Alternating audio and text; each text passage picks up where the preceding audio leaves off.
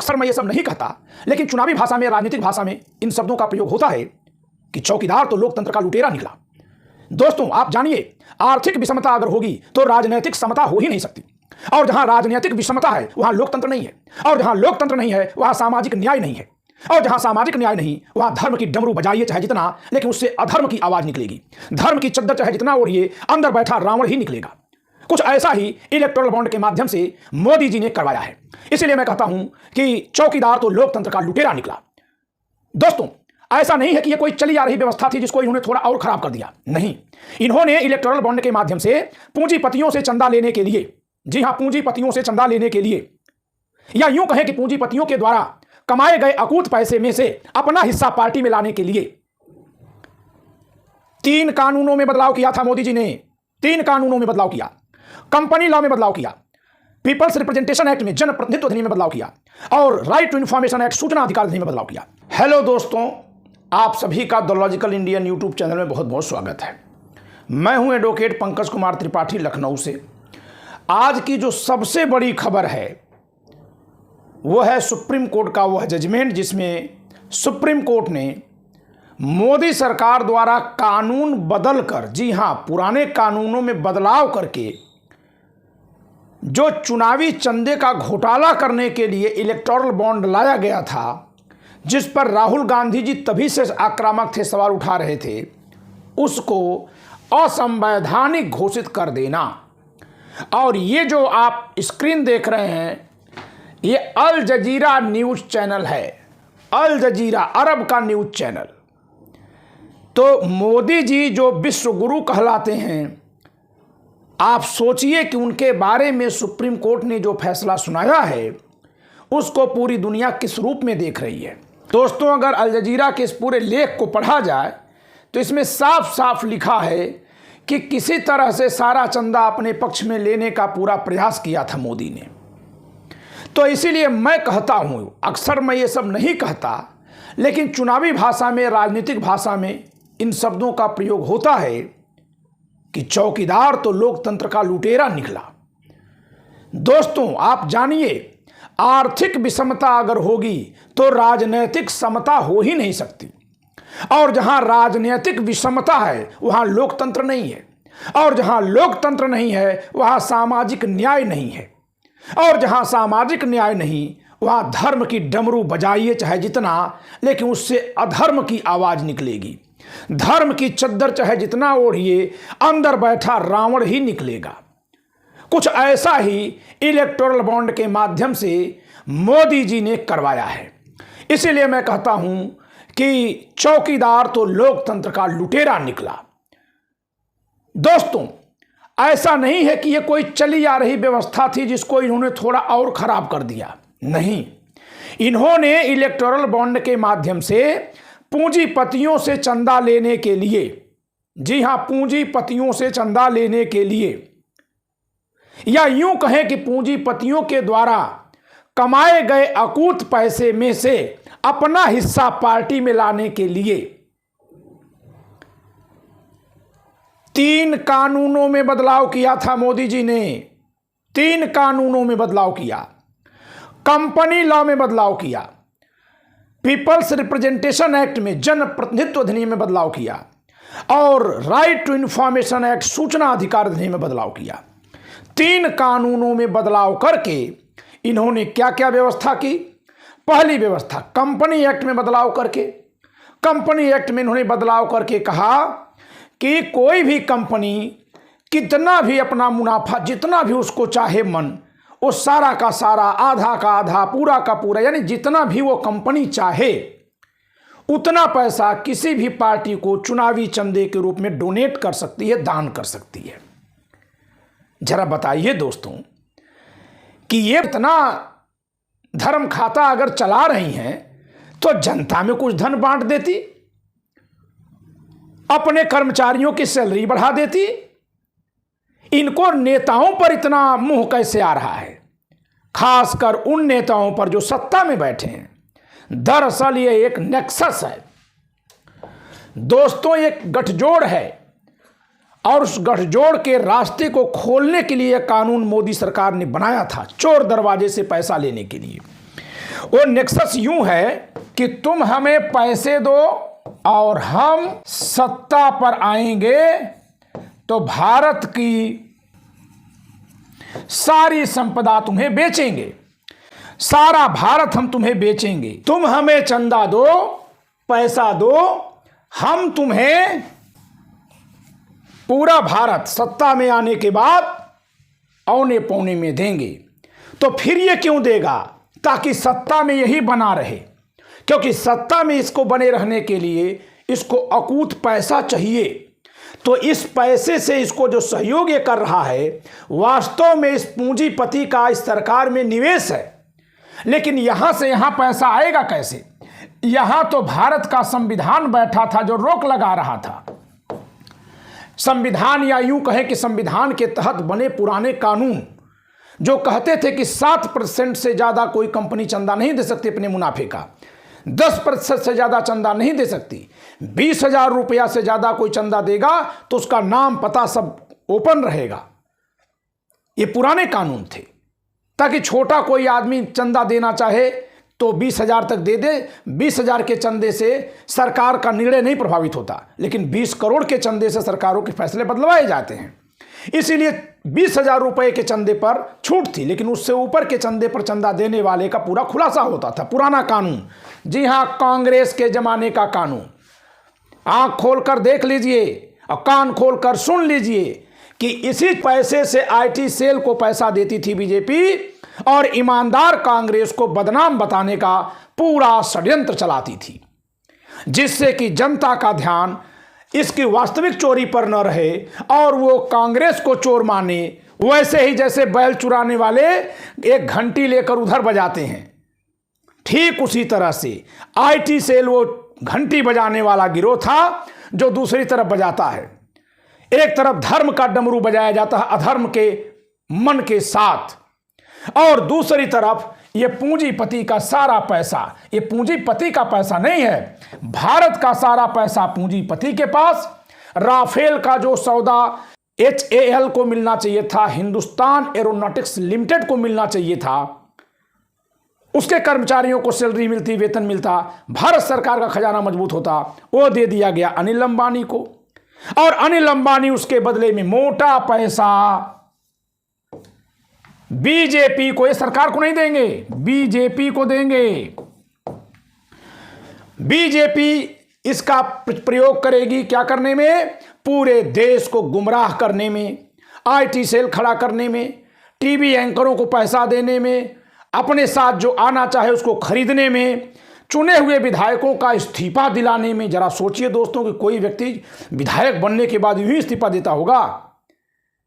एक पार्टी से दूसरी पार्टी में वोट देने के लिए तो कितना पैसा लेता है, और जब उसको इस्तीफा ही देने के लिए कहा जाएगा। जी हाँ, मध्य प्रदेश में हुआ, कर्नाटक में हुआ, ये सारा खेल इन्हीं 5 वर्षों में हुआ है।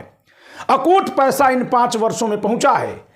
5 वर्षों में इलेक्टोरल बॉन्ड का पैसा और पीएम केयर फंड का पैसा, इसने एक ऐसी आर्थिक विषमता पैदा की है पार्टियों के बीच कि भारत का लोकतंत्र लहूलुहान हो गया है।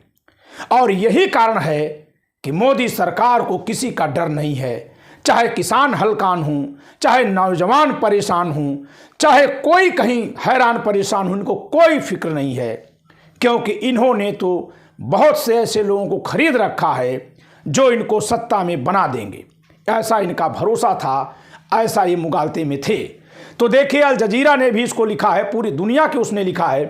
तो पहला इन्होंने संशोधन किया कंपनी लॉ में। कंपनी एक्ट के जरिए कहा गया कि ये जितना भी कमाएगा उसमें से जितना चाहे उतना जिस पार्टी को चाहे चंदा देना चाहे दे सकता है। किसको? पार्टी को, जिस किसी पार्टी को। दूसरी बात, जन प्रतिनिधित्व अधिनियम में बदलाव किया गया कि कोई भी पार्टी इलेक्टोरल बॉन्ड के माध्यम से अपने पक्ष में दिए गए चंदे को कैश करा सकती है।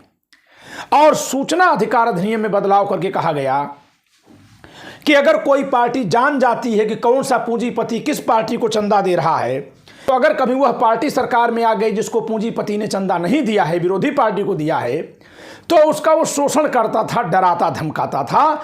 इसलिए चंदा देने वाला जिसको चाहे उसको चंदा दे, बस वो जानेगा और वो पार्टी जानेगी, कोई भी तीसरा नहीं जान पाएगा।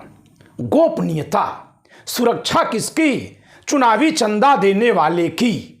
लेकिन नहीं, ये झूठ था, क्योंकि आम आदमी नहीं जान पाएगा, पार्टियां नहीं जान पाएंगी, लेकिन जो पार्टी सरकार में बैठी रहेगी, वो सरकार में होने के नाते तो सब देख रहे हैं कौन सा पूंजीपति किसको चंदा दे रहा है। तो 3 कानूनों में खेल करके मोदी सरकार ने बीजेपी के पक्ष में लूट का धन आने का रास्ता खोल दिया, कानूनी जामा पकड़ाकर। अब जरा और देखिए, सरकार में रहने के नाते इनको यह तो पता था कि कौन सा पूंजीपति दूसरी पार्टियों को चंदा दे रहा है, तो भले ही गोपनीय था, लेकिन क्योंकि स्टेट बैंक के अधिकारी इनके, निर्वाचन आयोग के अधिकारी इनके, कंपनी लॉ में कंपनी डिपार्टमेंट के सारे अधिकारी सरकार के, उनके जरिए यह पता लगा लेते थे कि कौन सा पूंजीपति विपक्षी पार्टियों को चंदा दिया है। फिर उसके घर ईडी, आईटी की रेड पड़नी शुरू होती थी। खुद जो गोपनीयता के नाम पर 6500 करोड़ रुपए का चंदा पा गया, जो आज तक कुल मिलाकर कांग्रेस नहीं पाई है 70 साल में, वो दूसरों से ईडी भेजकर हिसाब मांगता है और उसके एंकर कहते हैं कि अगर तुम साफ पाक हो तो जवाब देने में दिक्कत क्या है। मैं पूछता हूं कि नरेंद्र मोदी जी अगर साफ पाक हैं तो हिसाब देने में दिक्कत क्या है?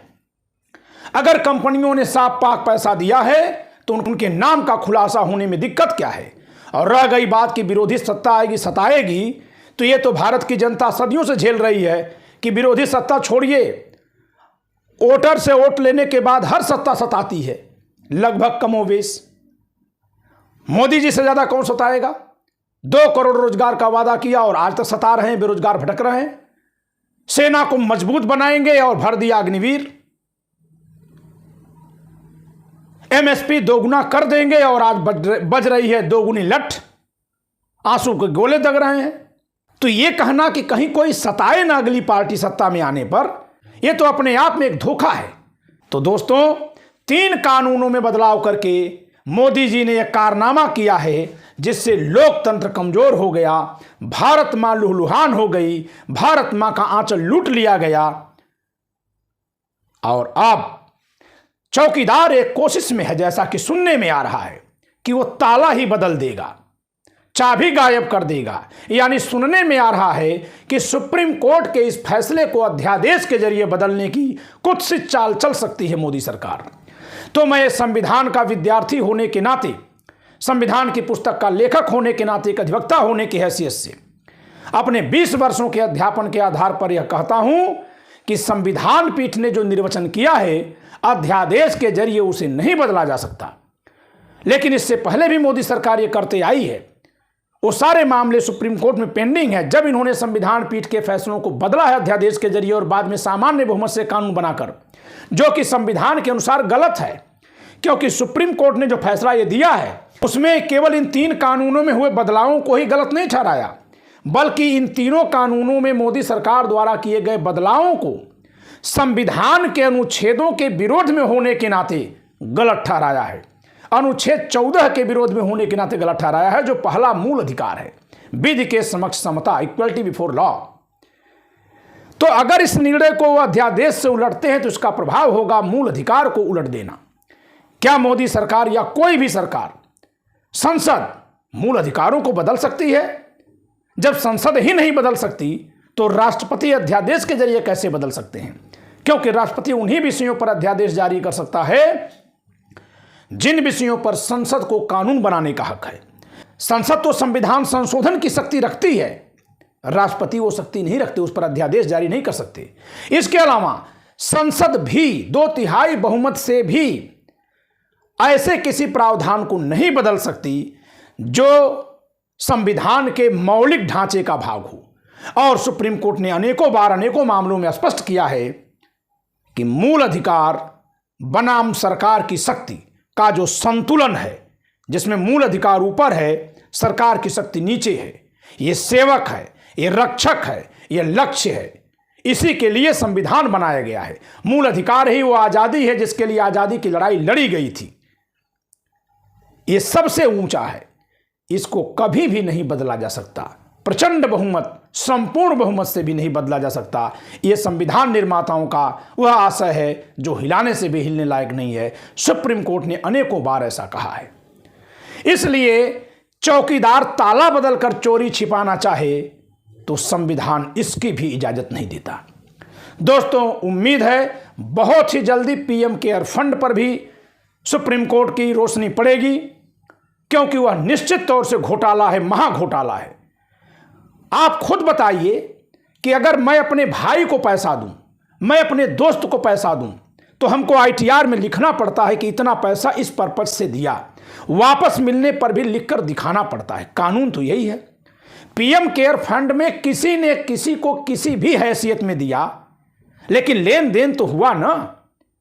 ये कौन सा कानून है कि पीएम केयर फंड के मुखिया सरकार में बैठे प्रधानमंत्री हैं और वो कहते हैं कि हम कहीं इसका हिसाब नहीं देंगे। अगर आपने प्रधानमंत्री की हैसियत में लिया तो वो बजट में आपको दिखाना पड़ेगा लोकसभा को और उसके माध्यम से देश को। और अगर आपने किसी ट्रस्ट या कंपनी या निजी हैसियत में लिया तो ट्रस्टी होने के नाते, कंपनी का डायरेक्टर होने के नाते, निजी हैसियत में है तो खुद के नाते आपको इनकम टैक्स डिपार्टमेंट को पूरा आय व्यय का ब्यौरा देना पड़ेगा। भारत का यही कानून है। लेकिन ये मोदी सरकार जो कानूनों को मानती नहीं है, या जहां इनके हिसाब से कानून बदल दिए जाने चाहिए जो इनके लाभ की पूर्ति कर सके वहां बदल देती है। उसने घोटाला करके पीएम केयर फंड को अपने प्रयोग में ला दिया। सोचिए दोस्तों, पीएम केयर फंड किस लिए बना था? कोरोना से लड़ने के लिए बना था। और वो कहां गया धन? कोई उसका हिसाब किताब नहीं। एक बात सोचिएगा, इससे पहले भी इस देश में प्रधानमंत्री होते रहे हैं। इतना फूलों की वर्षा किसी पीएम पर हुई है? पीएम पर कभी हुई? इतना राजा महाराजा जैसे वेशभूषा पहनकर कोई पीएम चला? और वह भी वो पीएम अपने आप को पिछड़ा बोलता है। ओबीसी भाइयों ध्यान देना, ऊंची जातियों में से कुछ लोगों ने परंपराओं के आधार पर कुछ ज्यादती की होगी, ओबीसी ने भी की है। जी हां, नहीं बोला जाता है, ठीक है, क्योंकि ये सब बोलने का समय नहीं न जरूरत है। सब धीरे धीरे बराबर हो रहे हैं, लेकिन जवाब देना पड़ता है। तो जो इतिहास में कभी किए जवाब आज तक देना पड़ रहा है, तो जो आज कर रहा है उसे तो कल भी जवाब देना पड़ेगा। इसलिए यह चिंता का विषय है। आज सुप्रीम कोर्ट ने जो फैसला दिया है, इस पर सभी वकीलों के हौसले बुलंद हुए हैं। कानून के सभी विद्यार्थियों को एक गर्व की अनुभूति हुई है। सभी संविधान प्रेमियों को सुकून मिला है। क्यों? क्योंकि सवाल हम जैसे अधिवक्ताओं से भी होता था कि अदालतें क्या कर रही हैं। तो जब हम जिसके साथ होते हैं, हम जिसके अंग होते हैं, जब वो अच्छा काम करता है, हमारी जिससे पहचान जुड़ती है, जब वह अच्छा कार्य करता है, तो हमें भी बात करने का मौका मिलता है। अन्यथा उसके बुरे कार्यों के लिए हमें भी मुंह छिपाना पड़ता है। गरीबों का नाम लेकर, पिछड़ा होने का नाम लेकर अगर कोई प्रधानमंत्री भाषण दिया है, देता है, तो वो वर्तमान प्रधानमंत्री है। तो जितने भी गरीब लोग हैं, जितने भी पिछड़े समाज से आने वाले लोग हैं, उन सबके लिए इस बात का जवाब कभी अगर देना पड़ा तो कैसे दे पाएंगे? ये बड़ी चिंता का विषय है। ये नेता बड़ी चालाकी से अपने को बहुसंख्यक प्रतीकों में खपाते हैं, जोड़ते हैं, जबकि उन्हीं बहुसंख्यकों का पेट काट देते हैं। तो दोस्तों, उम्मीद करता हूं कि इस वीडियो से बहुत कुछ आपको समझ में आया होगा। जय संविधान।